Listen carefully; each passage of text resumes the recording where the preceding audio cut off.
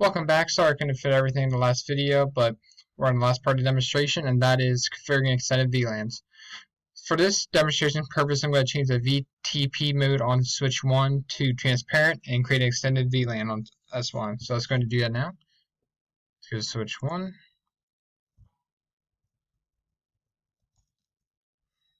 Okay, VTP mode transparent. Okay.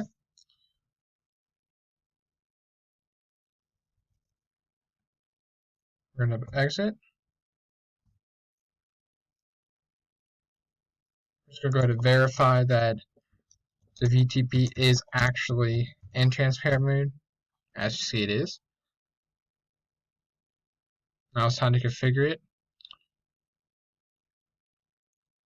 And with extended VLANs, they have a range between 1025 and 4096. So let's go ahead and do that. Config T. We're going to use the command VLAN 2000. That's a good range. And end. We're going to do show VLAN brief. Okay. You see at the bottom here? And that's how you configure extended VLAN, just as easy as that.